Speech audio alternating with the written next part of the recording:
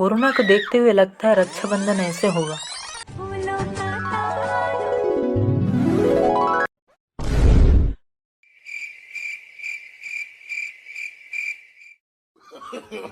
No, no, no, no.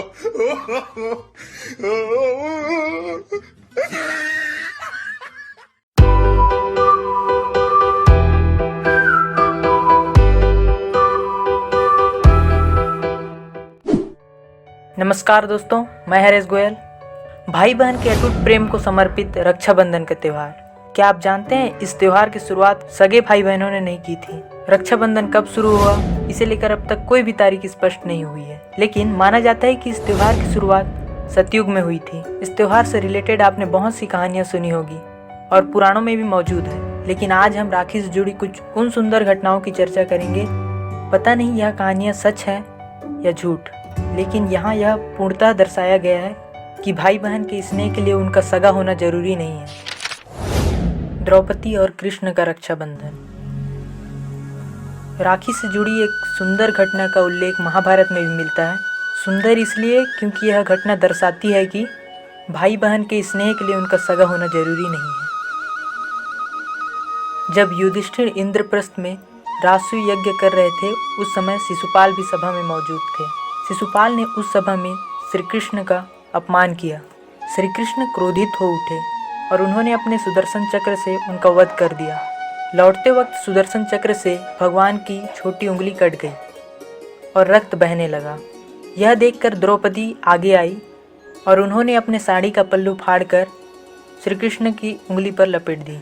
इसी समय श्री कृष्ण ने द्रौपदी को वचन दिया कि वह एक एक धागे का ऋण चुकाएंगे। इसके बाद जब कौरवों ने द्रौपदी का चीरहरण करने का प्रयास किया तो श्री कृष्ण ने चीर बढ़ाकर द्रौपदी की लाज रखी। कहते हैं जिस दिन द्रौपदी ने श्री कृष्ण की कलाई में साड़ी का पल्लू बांधा था, वह श्रावण पूर्णिमा का दिन था।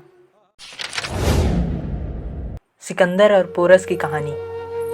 सिकंदर पूरे विश्व को फतेह करने निकला और भारत आ पहुंचा। यहाँ उसका सामना भारतीय राजा पोरस से हुआ। राजा पोरस बहुत वीर और बलशाली राजा थे। उन्होंने युद्ध में सिकंदर को धूल चटा दी। इसी दौरान सिकंदर की पत्नी को भारतीय त्यौहार रक्षाबंधन का पता चला। तब उन्होंने अपने पति सिकंदर की जान बचाने के लिए पोरस को राखी भेजी। पोरस आश्चर्य में पड़ गए, लेकिन राखी के धागों का सम्मान करते हुए उन्होंने युद्ध के दौरान जब सिकंदर पर वार करने के लिए अपना हाथ उठाया तो राखी को देखकर ठिठक गए और बाद में बंदी बना लिए गए। दूसरी ओर बंदी बने हुए पोरस की कलाई में राखी देखकर सिकंदर ने भी अपना बड़ा दिल दिखाया और पोरस को उनका राज्य वापस सौंप दिया। रानी कर्णवती और हुमायूं की कहानी। यह कहानी हमें सिखाती है कि रक्षाबंधन के त्यौहार को मनाने के लिए किसी का एक धर्म का होना जरूरी नहीं है। इस त्यौहार को कोई भी धर्म का व्यक्ति मना सकता है। राजस्थान में यह प्रथा थी कि जब राजपूत राजा युद्ध पर जाते तो महिलाएं उनके माथे पर कुमकुम का तिलक लगाती और कलाई पर रेशम का रक्षा सूत्र बांधती थी। उनका यह विश्वास था कि यह धागा उन्हें युद्ध में विजय दिलाएगा। मार्च 1534 में गुजरात के शासक बहादुर शाह जफर ने चित्तौड़ पर हमला कर दिया। तब चित्तौड़ के राजपूत राजा राणा सांगा की विधवा पत्नी कर्णवती ने मुगल बादशाह हुमायूं को राखी भेजी और उनसे सहायता मांगी। उस समय हुमायूं बंगाल पर चढ़ाई के लिए जा रहे थे, लेकिन राखी मिलते ही अपने बंगाल अभियान को छोड़कर रानी कर्णवती की सहायता के लिए चित्तौड़ रवाना हो गए। वह जमाना हाथी घोड़ों का था। हुमायूं जब तक चित्तौड़ पहुंचे तब तक देर हो चुकी थी और रानी कर्णवती ने जौहर कर लिया था। राखी का फर्ज निभाने के लिए हुमायूं ने बहादुर शाह जफर से युद्ध किया और हराकर चित्तौड़ की बागडोर अपनी मुंहबोली बहन रानी कर्णवती के पुत्र विक्रमादित्य को सौंप दिया। तो आज के लिए बस इतना ही।